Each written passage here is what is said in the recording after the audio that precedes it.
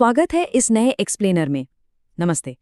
आज हम हिस्ट्री के सबसे बड़े और सबसे खतरनाक कॉन्फ्लिक्ट वर्ल्ड वॉर 2 की शुरुआत के पीछे के उस माइंड बॉगलिंग चेन रिएक्शन को ट्रेस करने वाले हैं। तो बिना किसी देरी के सीधे शुरू करते हैं।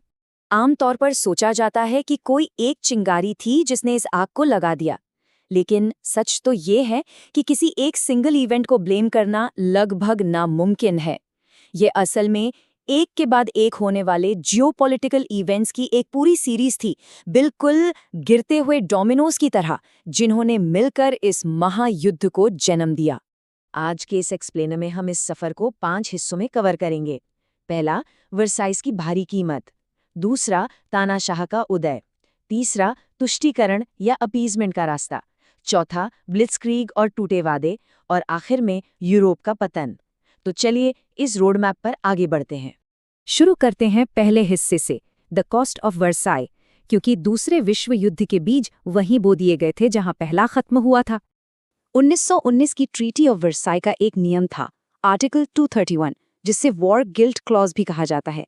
इसने किया क्या?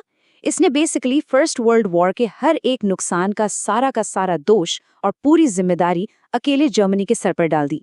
इसी एक सिंगल क्लॉज ने एक पूरे देश की इकोनॉमी की कमर तोड़ दी और उस गुस्से और नाराजगी की नींव रखी जो आगे चलकर फटने वाला था। और पेनल्टी की रकम वो कोई छोटी मोटी नहीं थी। जर्मनी पर उस वक्त $33 बिलियन का फाइन लगाया गया था। अगर आज के हिसाब से देखा जाए तो ये लगभग $270 बिलियन के बराबर होता है। ये इतनी बड़ी रकम थी कि जर्मनी को इसका आखिरी पेमेंट क्लियर करने में साल 2010 तक का वक्त लग गया। सीरियसली, 2010 तक? इस भारी जुर्माने का जमीनी असर कैसा था? हाइपर इन्फ्लेशन या अतिमुद्रास्फीति का सबसे डरावना रूप यहाँ देखने को मिलता है। 1922 में बर्लिन में एक ब्रेड के पैकेट की कीमत 160 मार्क्स थी। सिर्फ एक साल बाद 1923 में वही सेम ब्रेड का पैकेट 2000 बिलियन मार्क्स का हो गया। आम लोगों के लिए एक वक्त की रोटी जुटाना भी लगभग इम्पॉसिबल हो चुका था। इसके बाद आता है ग्रेट डिप्रेशन और हालात बद से बदतर हो गए। 1933 आते आते जर्मनी में बेरोजगारी 60 लाख के आंकड़े को छू चुकी थी।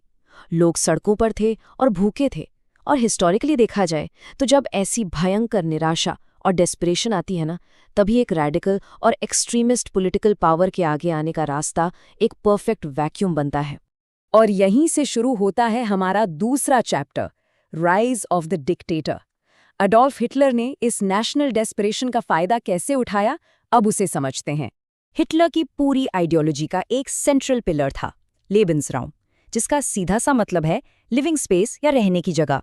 उसका बेसिक आइडिया ये था कि एक रेशियली प्योर आर्यन एम्पायर बनाने के लिए और रिसोर्सेज जुटाने के लिए जर्मनी को और ज़्यादा टेरिटरी चाहिए थी, और इस एग्रेसिव एक्सपेंशनिस्ट सोच ने आगे होने वाले हर हमले की सीधी नींव रखी। ये पावर शिफ्ट कोई रातों रात नहीं हुआ था, ये एक बहुत ही मेथोडिकल प्रोसेस था। 1923 में एक फेल हुए तख्ता पलट ने असल में उसकी पॉपुलैरिटी और बढ़ा दी। फिर 1933 में उसने खुद को डिक्टेटर घोषित कर दिया, और 1935 तक आते आते उसने खुलेआम इंटरनेशनल लॉज और वर्साइज की संधि की धज्जियां उड़ाते हुए एक सीक्रेट एयरफोर्स तक पब्लिक के सामने रिवील कर दी थी। अब आते हैं तीसरे हिस्से पर, द पाथ ऑफ अपीजमेंट। जब ये अनचेक्ड मिलिटराइजेशन हो रहा था तो बाकी दुनिया क्या रिएक्ट कर रही थी? यहाँ हिस्ट्री की सबसे बड़ी आयरनीज में से एक देखने को मिलती है। 1938 में British prime minister Neville Chamberlin को लगा कि अगर वो म्यूनिक अग्रीमेंट के तहत सुडेटनलैंड का हिस्सा हिटलर को दे देंगे तो उसकी भूख शांत हो जाएगी।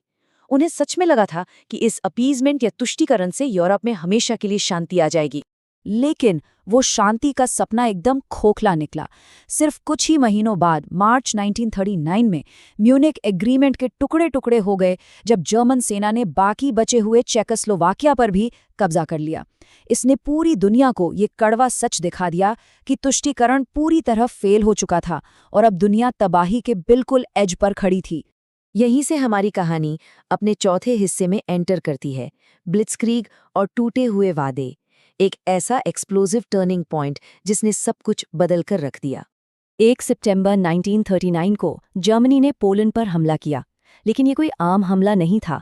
ये थी ब्लिट्जक्रीग, यानी एक ऐसी terrifying lightning war military strategy जिसने ओवरवेलमिंग स्पीड, स्टेल्थ टैंक्स और हवा से लुफ्टवाफे के इमीडिएट सपोर्ट का इस्तेमाल किया। इस टैक्टिक ने पूरे के पूरे देशों को कुछ ही दिनों में तबाह करने का रास्ता खोल दिया। लेकिन अब एक ऐसी हिस्टोरिकल डिटेल सामने आती है जो सच में हैरान करने वाली है। इस बिजली जैसी स्पीड के पीछे एक ड्रग का बहुत बड़ा हाथ था। जर्मन सोल्जर्स को परविटिन नाम की दवा दी जाती थी, जिसे आज क्रिस्टल मेथ के रूप में जाना जाता है। इसने उनकी थकान मिटा दी, नींद गायब कर दी, डर को कम कर दिया और एक आर्टिफिशियल कॉन्फिडेंस भर दिया। सैनिक बेसिकली बिना थके आगे बढ़ते गए। इन दोनों आर्मीज के बीच का अंतर बड़ा हैरान करने वाला था। एक तरफ थी पोलैंड की डिफेंस, जो अभी भी पुराने तरीकों पर चल रही थी, जैसे घोड़ों पर सवार सैनिक और हेवीली मोबिलाइज्ड पैदल फौज, और दूसरी तरफ जर्मनी का अनरिलेंटिंग और हाईली मैकेनाइज्ड ब्लिट्जक्रीग अटैक। इस भयंकर टेक्नोलॉजिकल मिसमैच की वजह से पोलैंड कुछ ही दिनों में ढेर हो गया, जिसके बाद ब्रिटेन और फ्रांस ने ऑफिशियली युद्ध की घोषणा कर दी। और अब आते हैं हमारे आखिरी और सबसे डार्क चैप्टर पर, the fall of Europe. Invasions की मोमेंटम बिल्कुल टेरिफाइंग थी। मार्च 1940 में सोवियट्स ने फिनलैंड के इलाकों पर कब्जा किया। अप्रैल में नॉर्वे और डेनमार्क पर इन्वेजन हुआ और 10 मई 1940 को वेस्टर्न यूरोप पर फुल स्केल वॉर डिक्लेयर कर दी गई। ऐसा लग रहा था जैसे पूरा का पूरा यूरोप एक के बाद एक रैपिड सक्सेशन में किसी डोमिनो की तरह गिरता जा रहा है। फ्रांस की हेविली फोर्टिफाइड सिक्योरिटी को बाईपास करने के लिए जर्मनी ने एक बहुत ही ब्रिलियंट और डिसेप्टिव प्लान बनाया, द आर्डेन्स मास्टर प्लान। इसके 3 स्टेप्स थे। पहला, ग्रुप बी नेदरलैंड्स पर हमला करके ध्यान भटकाएगा। दूसरा, ग्रुप सी फ्रांस की सबसे मजबूत मैग्नीट लाइन को उलझाकर रखेगा। और तीसरा, सबसे बड़ा मास्टर स्ट्रोक, ग्रुप ए अपने 40,000 मिलिट्री व्हीकल्स को उस आर्डेन्स जंगल के थ्रू चुपके से निकाल ले जाएगा, जिसे तब तक अभेद्य या इम्पैसिबल माना जाता था। इसके नतीजे में अलाइड फोर्सेस पीछे से बुरी तरह घिर चुकी थीं। उनके पास बचने का बस एक ही रास्ता था, डंकर्क का बीच। यहां ऑपरेशन डायनमो के तहत एक चमत्कार हुआ, जहां लगभग 3.5 लाख अलाइड सैनिकों को समुद्र के रास्ते सेफ निकाला गया। अगर ये मिरेकल एवैक्यूएशन न होता तो आगे युद्ध लड़ने के लिए सेना ही नहीं बचती। अब जरा एक बार जुलाई 1940 की स्थिति पर नजर डालते हैं। जियोपॉलिटिकल स्टेटस एकदम ब्लीक हो चुका था। एक्सिस पावर्स यानी जर्मनी और इटली अब ऑलमोस्ट पूरे कॉन्टिनेंटल यूरोप को कंट्रोल कर रहे थे, और दी एलाइज फ्रांस और पोलैंड हार चुके थे, और अकेला बचा ब्रिटेन अपने इक्विपमेंट खो देने के बाद बुरी तरह से डिप्लीट हो चुका था।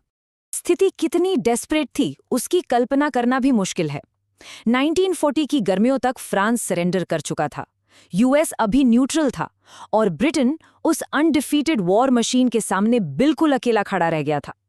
पिछले 2 दशकों में गिरे उन जियोपॉलिटिकल डोमिनोज ने दुनिया को एक भयंकर और टेरिफाइंग रियलिटी तक पहुंचा दिया था। और यहीं पर एक बहुत ही प्रोवोक करने वाला सवाल खड़ा होता है। जब मेनलैंड यूरोप जीता जा चुका था, सारे साथी हार चुके थे, तब इक्विपमेंट स्टाफ्ड और पूरी तरह अकेला पड़ चुका एक छोटा सा आइलैंड नेशन आखिर हिस्ट्री का रुख आगे कैसे पलटने वाला था। खैर, आज के इस एक्सप्लेनर में बस इतना ही। इस हिस्टोरिकल डीप डाइव में शामिल होने के लिए शुक्रिया।